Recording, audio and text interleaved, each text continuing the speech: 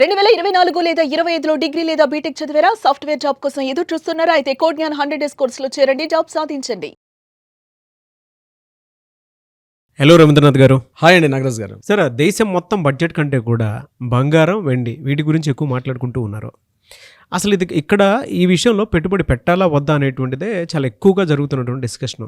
అంటే ఇది సరైన సమయమేనా? భారీగా తగ్గుతూ ఉన్నాయి. ఇది దేనికి సంకేతం అని మనం అనుకోవచ్చు అంటారు? స్పైక్స్ అంటారు నాగరాజ్ గారు. మార్కెట్లో, స్టాక్ మార్కెట్లో ఈ క్యాండిల్ బార్స్ మనం చూసేటప్పుడు స్పైక్స్ వస్తుంటాయి. అంటే కొన్ని నిమిషాల్లో కొన్ని సెకండ్ల వ్యవధిలో కూడా మనం ఏదైనా బై అండ్ పర్చేజ్ చేసేటప్పుడు, ఇంట్రాడే మార్కెట్ చేసేటప్పుడు కూడా స్టాక్ మార్కెట్లో కొంత అనిశ్చితి అయితే ఉంటుంది. అటువంటి పరిస్థితే ఈరోజు గోల్డ్ యొక్క పర్చేజింగ్లో కూడా, గోల్డ్ యొక్క రేట్స్లో కూడా ఉంది. ఇది కేవలం భారతదేశంలో మాత్రమే కాదు, ఇంటర్నేషనల్ లెవెల్లో కూడా ఉన్నట్టుగా ట్రేడ్ పండితులు అయితే చెప్పడం జరుగుతుంది. అంటే అంతర్జాతీయంగా ఉన్నటువంటి అనేక పరిణామాలు ఈరోజు భారతదేశంలో ఉన్నటువంటి బంగారం యొక్క నిల్వలు, బంగారం మీద యొక్క ధరల పెరుగుదల, సూచిక వీటి మీద చాలా ఇంపాక్ట్ అయితే చూపిస్తుంది నాగరాజ్ గారు. సో ఇటువంటి సమయంలో బంగారంపై పెట్టుబడిగా దీన్ని కొనవచ్చా, కొనకూడదని చాలామంది, ముఖ్యంగా మధ్యతరగతి సాధారణ జనాల్లో చాలామంది ఒక అనుమానం ఉంటుంది. అంటే బాగా తగ్గుతుంది కాబట్టి ఈ టైంలో మనం పర్చేజ్ చేసి ఇంట్లో పెట్టుకుంటే చాలా మంచిది కదా. ఎందుకంటే ప్రతి ఒక్క సాధారణ మధ్యతరగతి వ్యక్తికి కూడా ఈరోజు ఏదైనా అత్యవసర పరిస్థితులు వస్తే ఇమీడియట్గా మనకి ఇన్స్టెంట్గా అమౌంట్ దాన్ని అంటే లిక్విడిటీ చేసుకోవాలి, దాన్ని క్యాష్ రూపంలో మార్చుకోవాలనుకుంటే బంగారం ఒక్కటే మధ్య మార్గంగా కనిపిస్తుంది. ఇది ఇప్పుడే కాదు, చాలా సంవత్సరాల నుంచి కూడా ప్రతి ఇళ్లలో కూడా కేవలం ఆభరణాల రూపంలోనే కాకుండా కొంత అమౌంట్ని అత్యవసర పరిస్థితులు వచ్చిందంటే వీధి చివర ఉన్నటువంటి, అంటే పెద్ద పెద్ద అంచనా ఇంటర్నేషనల్ ఈక్వేషన్స్, అంతర్జాతీయ యొక్క సూచికలు నేను చెప్పట్లే, సాధారణ ఒక మిడిల్ క్లాస్ పర్సన్స్ ఏం ఆలోచిస్తారంటే వీధి చివర ఉన్నటువంటి ఒక గోల్డ్ ఉంటారు కదండి, ఆ బంగారం పెట్టుకున్న తాకట్టు వ్యాపారస్తులు ఇమీడియట్గా పెట్టి తమ యొక్క ఇంటి కుటుంబ నిర్వహణతో సహా ఏదైనా అత్యవసర పరిస్థితి వచ్చింది, జాబ్ పోయింది, లేకపోతే ఇంట్లో పెద్దానికి కాస్త అనారోగ్య సమస్యలు వచ్చాయి, పక్కన ఎవరికైనా వెళ్ళి చేయబదులుగా డబ్బులు అడగాలంటే వాళ్ళు ఎంత రేట్లు అడుగుతారో తెలియదు, కొంతమంది డిమాండ్ చేస్తారు.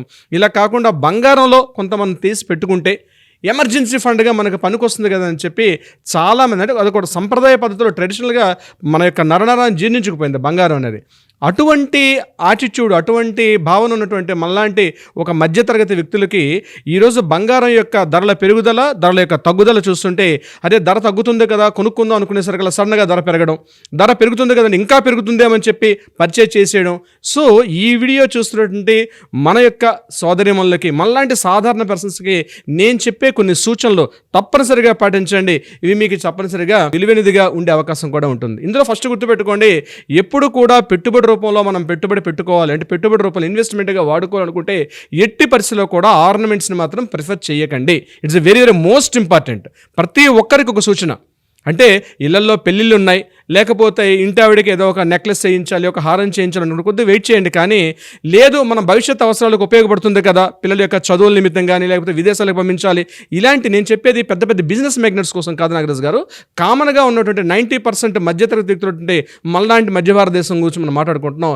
ఏదైనా పెట్టుబడిగా రేపు ఏమైనా పెరిగిపోతుందేమో అన్న ఆలోచన ఉన్న వాళ్ళు మాత్రం ఎట్టి పరిస్థితుల్లో కూడా ఆర్నమెంట్స్లో మీరు ఇన్వెస్ట్మెంట్ చేయకండి.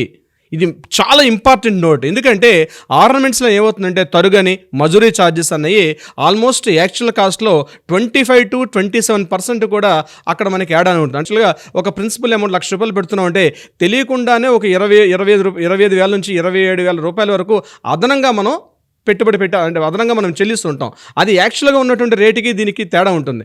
యాక్చువల్గా పెరుగుదల ఎలా ఉంటుంది, మ్యాక్సిమం ఒక 8 years పాటు మనం ఒక లాస్ట్ ఒక స్టాండర్డ్స్ మనం తీసుకుంటే మ్యాక్సిమం 10 to 15% మాత్రమే పెరుగుదల ఉన్నది కరెక్ట్ అయిన పెరుగుదల. కానీ ఇప్పుడు అలా కనిపించట్లేదు.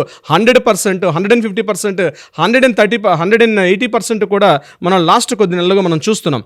ఇటువంటి టైంలో మాత్రం పెట్టుబడి రూపంలో అంటే సేవింగ్స్ పాయింట్ ఆఫ్ వ్యూ మనకి ఏదైనా ఫ్యూచర్గా ఒక ఎమర్జెన్సీ ఫండ్గా పనికొస్తుంది అనుకుంటే మాత్రం ఈ టైంలో పర్చేజ్ చేయకపోవడమే మంచిది అన్న నా యొక్క అభిప్రాయం నాగరాజ్ గారు. సరే, స్టాక్ మార్కెట్ చూస్తే బడ్జెట్ తర్వాత మొత్తం పడిపోయింది, అమాంతం పెరుగుతుంది అనుకున్నారు. కానీ గోల్డ్ మాత్రం పెరుగుతూ ఉంది, అండ్ గోల్డ్ రేట్ మాత్రం తగ్గిపోతూ ఉంది. అంటే ఇప్పుడు ఈ పెట్టుబడిని ఏ విధంగా పెట్టాల్సినటువంటి అవసరం ఉంటుందంటారు మనం? అంటే ఈక్విటీలో పెడితే మంచిదా, ఫిజికల్ గోల్డ్లో పెడితే మంచిదా? అంటే మీ ఒపీనియన్ ఏంటి సార్ అసలు? నేను 4 పాయింట్స్ చెప్తాను నాగరాజ్ గారు దీనికి సంబంధించి. నెంబర్ 1 ఏంటంటే, ఇప్పుడు నేను అన్నట్టుగా 80% కూడా ఫిజికల్ గోల్డ్, ఆర్నమెంట్ గోల్డ్ అనేది ప్రిఫర్ చేయొద్దు, తీసి పక్కన పడేసండి. నెంబర్ 2, ఒకవేళ మీరు బార్స్లో కానీ లేక బిస్కెట్ల రూపంలో పర్చేజ్ చేసుకుంటే మంచిది కొంతవరకు, అది కూడా లిమిటెడ్ వరకే. అది ఎంతవరకు మనం పెట్టుబడి పెట్టాలనుకుంటే మీ యొక్క ఇన్కమ్ ఎంతైతే ఉంటుందో ఉదాహరణకి ఇంట్లో ఉన్నటువంటి ఇంటి పెద్ద, ఇంట్లో ఉన్నటువంటి పిల్లలు ఎంతమంది సంపాదిస్తున్నారో టోటల్ ఇన్వెస్ట్మెంట్లో 10-15% మాత్రమే గోల్డ్లో పెట్టుకోండి. టోటల్ ఇన్వెస్ట్మెంట్ మొత్తంలో మోర్ దెన్ 50-80%. ఈ మధ్య మనం చూస్తున్నాం గడిచిన కొద్ది రోజులుగా అప్పు చేసి కూడా పాత బంగారాన్ని లోన్స్ కంపెనీస్లో పెట్టి అక్కడి నుంచి తీసుకొచ్చి 3 రూపీస్కి 5 రూపీస్కి వడ్డీ తీసుకొచ్చి పెట్టారు. ఇలాంటి పిచ్చి పనులు మాత్రం ఎట్టి పరిస్థితుల్లో చెయ్యవద్దు. ఎందుకంటే మార్కెట్ అనేది స్థిరంగా లేదు కాబట్టి ఈ టైంలో కరెక్ట్ ఇది కాదు. సో మ్యాక్సిమం మన ఇన్వెస్ట్మెంట్స్లో 10-15% మాత్రమే పెట్టుకోండి. అది ఒకే చోట పెట్టుకోకుండా ఈక్విటీస్లో ఉంది, అంటే లీగల్ సావరెన్ బాండ్స్ అని ఉంటాయి. అంటే ఈ మధ్య రీసెంట్గా కేంద్ర ప్రభుత్వం ప్రవేశపెట్టినటువంటి ఒక 4 years నుంచి సావరెన్ బాండ్స్ అమ్ముతున్నారు. ఆ సావరెన్ బాండ్స్ పర్చేజ్ చేసుకోవడం వల్ల మీకు 10-15% తప్పనిసరిగా మీకు హైక్ వచ్చే అవకాశం ఉంటుంది. 8 yearsలో ఉన్నటువంటి దీంట్లో చూస్తే మీకు స్టాండర్డ్గా 10-15% వస్తుంది. అందులో మరొక పాయింట్ ఏంటంటే ఈటీఎఫ్స్లో పెట్టుకోవడం, అంటే ఈక్విటీ ఫండ్స్ షేర్స్లో కూడా కొంతవరకు సేఫ్టీ జోన్. ఫిజికల్ గోల్డ్లో మనం పర్చేజ్ చేసుకునేటప్పుడు మాత్రం మొత్తం ఇన్వెస్ట్మెంట్ అప్పులు చేసి ఏదో జరిగిపోతుంది, ఏదో అద్భుతాలు జరిగిపోతాయని మీరు ఆలోచించి ఎట్టి పరిస్థితుల్లో కూడా ఫిజికల్ గోల్డ్ వైపు మాత్రం పరుగులెత్తుకు వెళ్ళి షాపులు క్యూ కట్టి అక్కడ క్యూ లైన్లో నిలబడి గంటల కొద్దీ వేచి చూసి ముందు రోజుకి పొద్దున్న రేటుకి సాయంత్రం ఉన్న రేటుకి మీరు కంపారిజన్ చేసుకొని మీరు పర్చేజ్కి వెళ్ళొద్దు. నేను ఇంకొక ఇంపార్టెంట్ పాయింట్ చెప్తాను నాగరాజ్ గారు. ఎర్లీ మార్నింగ్ 3 o'clockకి మనకి మనీ కంట్రోల్ యాప్స్ అని కొన్ని యాప్స్ ఉంటాయి. అందులో MCX యొక్క ట్రేడింగ్స్ కనిపిస్తుంటాయి. మనకి ఎర్లీ మార్నింగ్ 3 o'clock రిలీజ్ చేస్తారు ఇంటర్నేషనల్ ట్రేడింగ్లో. ఒకవేళ ఆ రోజు గోల్డ్ ఒకవేళ రేటు పడిన, అంటే ముందు రోజున రేటు కన్నా కాస్త తక్కువగా ఉన్నట్టుగా కానీ ఇండెక్స్ కనిపిస్తుంటే మాత్రం వెయిట్ చేయండి. అంటే నేను చెప్తున్న గడిచిన ఒక 1 month నుంచి జరుగుతున్న రేట్లో ఈ యాప్ని ఫాలో అవ్వండి. మనీ కంట్రోల్ యాప్ అది. నేను దాన్ని ప్రమోట్ చేయట్లేదు. మ్యాక్సిమం ఇంటర్నేషనల్ స్టాండ్స్ అందరూ కూడా ఈ యాప్ని ఫాలో అవుతున్నారు. అందులో MCX యొక్క ఆ పోర్ట్ఫోలియోస్ చూస్తారు మార్నింగ్ ఇంటర్నేషనల్ స్టాండర్డ్స్లో ఎలా ఉందని. అంటే ఒక దేశం ఇది కేవలం ఇంటర్నేషనల్ ట్రేడింగ్స్లో ఉంటుంది. దాంట్లో మనకు కనిపిస్తుంది ఈరోజు ఇండియన్ రేటే కూడా ఎంత ఉంటుంది. మార్నింగ్ ఎర్లీ మార్నింగ్ 3:30-4 o'clock కనిపిస్తుంది.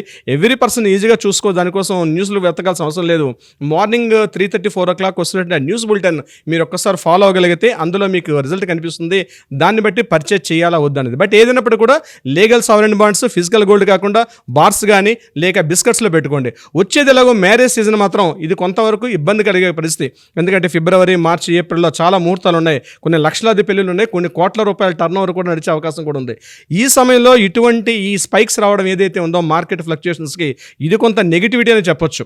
ముఖ్యంగా అమ్మాయికి పెళ్లి చేయాలి, అబ్బాయికి పెళ్లి చేయాలి, ఏదో బంగారం పెట్టాలని మనకు ఒక సంప్రదాయ పద్ధతులు కొన్ని ఉన్నాయి. ఈ టైంలో మాత్రం పర్చేజ్ చేయడం మాత్రం కరెక్ట్ అనేది కాదు.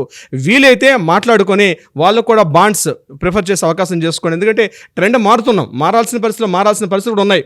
ఈ రోజున రేట్లో ఎక్కువ రేట్లో కొనేసి అయ్యో మనం ఆ బడ్జెట్లో ఇబ్బంది పడే పరిస్థితి కాకుండా బాండ్స్లో కొనుక్కుంటే చాలా వరకు సేఫ్టీగా ఇబ్బందులు పడి అప్పులు పాలయ్యి ఏదో జరిగిపోతున్నటువంటి ఒక ఊహల్లో మాత్రం భ్రమల్లో మాత్రం బతకాల్సిన అవసరం లేదు. నాగరాజ్ గారు చూద్దామండి అసలు ఏ మేరకు ఉంటుందనేది, అంటే మన ఆడియన్స్ ఒపీనియన్ కూడా దీన్ని ఏ విధంగా తీసుకుంటాం. బట్ 4 points మాత్రం చాలా డీటెయిల్గా చెప్పారు. ప్రతి ఒక్కరు దాన్ని అర్థం చేసుకుని కనుక ముందుకెళ్ళగలిగితే నిజంగానే చాలా బాగుంటుంది. Anyways thank you so much Alagar Ravindranath garu. Thank you so much Nagaraj గారు.